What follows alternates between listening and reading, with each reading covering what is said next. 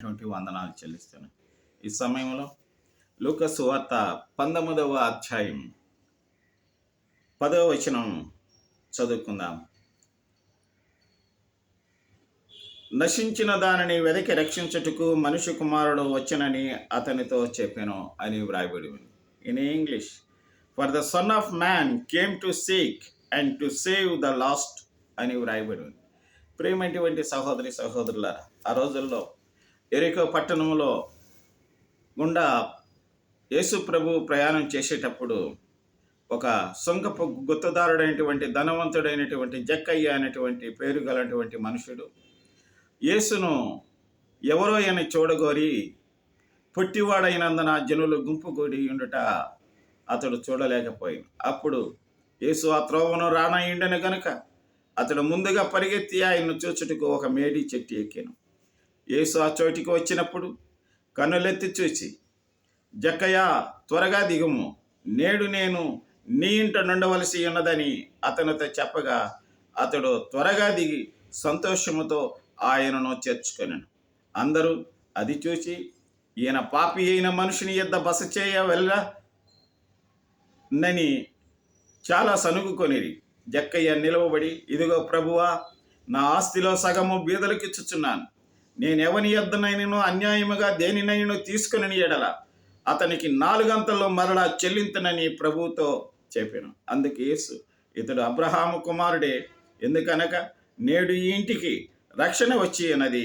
నశించిన దానిని వెదకి రక్షించుటకు మనిషి కుమారుడు వచ్చినని అతనితో చెప్పాను.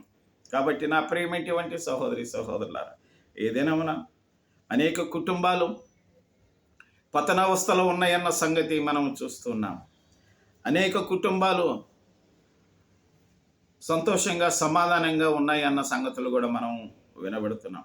కాబట్టి ఈ రోజుల్లో ఏది ఏమైనా కానీ మన జీవితంలో, మన కుటుంబంలో, మన హృదయంలో, మన పిల్లల మధ్యలో, మన చుట్టూ పరివారం మధ్యలో దేవుని ప్రేమ అనేది మనకు కావాలి. దేవుడు మన పట్ల ఎంత ఆశ కలిగి ఉన్నాడు, తల్లిదండ్రులు పిల్లలపైన ఎంత ఆశ కలిగి ఉన్నాడో, తల్లిదండ్రులను మనల్ని సృష్టించిన దేవుడు అంత ఆశతో మనల్ని ఆపేక్షిస్తున్నాడు. జక్కయ్య అనేటువంటి పాపి మనిషిని చూడటానికి ఎరుకో పట్టణానికి పోయి, ఎరుకో పట్టణంలో ఉన్నటువంటి ఆ జక్కయ్యను, మేడి చెట్టు ఎక్కిన ఆ జక్కయ్యను చూసి, జక్కయ్య, త్వరగా దిగుము, నేడు నీ ఇంట నేను ఉండవలసి వచ్చి ఉన్నది, నువ్వు రా అని చెప్పి దిగమని చెప్పాడు. కాబట్టి అలాంటి పాపుల కోసం యేసు పరలోకము నుంచి దిగి వచ్చి ఆయన మనలను ప్రేమించి, పాపులమైన మనము, భ్రష్టత్వంలో ఉన్నటువంటి మనము ఎందుకు పనికిరానిటువంటి దుమ్ము ధూళైనటువంటి మనలను ప్రేమించి ఆయన మీతో కూడా నాతో కూడా ఉండాలని ఇష్టపడుతున్నాడు. ఈ రోజున ఆయన మనలో ఉండాలంటే ఆయన పరిశుద్ధుడు. ఆయన మనతో సాహసం చేయాలంటే ఆయన పరిశుద్ధుడు, పవిత్రుడు. కాబట్టి మనం కూడా పరిశుద్ధంగా మారాలి. మన ఆత్మ పరిశుద్ధంగా మారిపోవాలి. మారు మనసు కలిగినటువంటి జీవితం మనకు కలగాలి. పాపము చేస్తే ఆయన సన్నిధానంలో ఒప్పుకొని పశ్చాత్తాపడి, ప్రభువా, నేను పాపిని స్వామి, నా పాపాలన్నింటినీ క్షమించు, నేను ఎవరికైతే అన్యాయం చేశానో, ఎవరినైతే చెడ్డగా మాట్లాడానో, ఎవరినైతే నేను అన్యాయంగా ఎదిరించానో వారందరి విషయంలో 4 గంటలు నేను చెల్లిస్తానని ప్రభువు దగ్గర ఒప్పుకున్నాడు. ఈరోజు నా ప్రియమైనటువంటి సహోదరి సహోదరులారా, ఈ లోకంలో మనం జీవనం చేసేటప్పుడు ప్రభువుకు మన సమస్యలు, మన బలహీనతలన్నీ చెప్పుకొని ప్రభువు రాకకు మనందరం సిద్ధపడాలి. ఆయన రాకలో మనం వెనకపడితే మనము ఆ రోజున ఆ దుఃఖానికి, ఆ బాధకు మనము తాళలేము, తట్టుకోలేము. కాబట్టి భయంకరమైనటువంటి రోజులు మన కనుదృష్టికి రాకముందే మన సృష్టికర్తను మనం స్మరణకు తెచ్చుకోవాలి. ప్రభువు వాక్యము మీకు ప్రకటించేటప్పుడు మీరు వినకపోతే, ప్రభువు వాక్యం ప్రకటించేటప్పుడు మీరు సరిపడకపోతే, ప్రభువు వాక్యం ప్రకటించేటప్పుడు మీరు సద్వినియోగం చేసుకోకపోతే, రాబోయేటువంటి దినాలలో, కరువయ్యేటువంటి రోజుల్లో మనకు అందరికీ కష్టంగా ఉంటుందన్న సంగతి మనం అర్థం చేసుకొని ఇంతటితో నేను ముగిస్తున్నా. ప్రభు చిత్తమైతే మరొకసారి దేవుని వాక్యం చూసుకుందాం.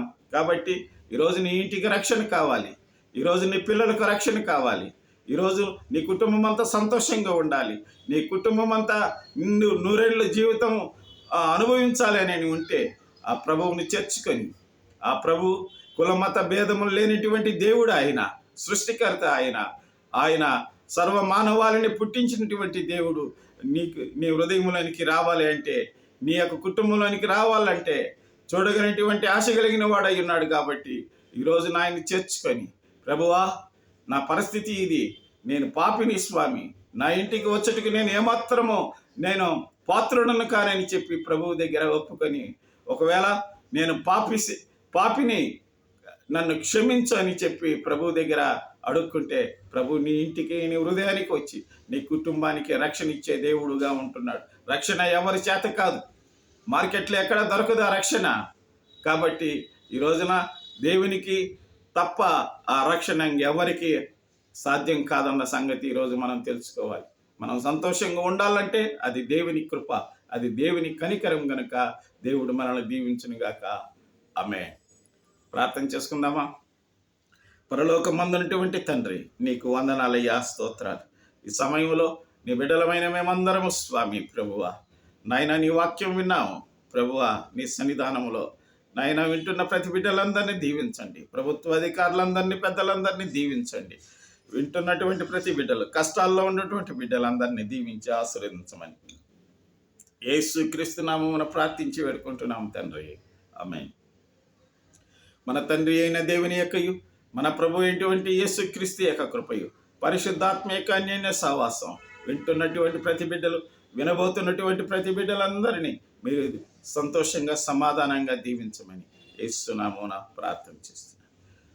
ఆమేన్.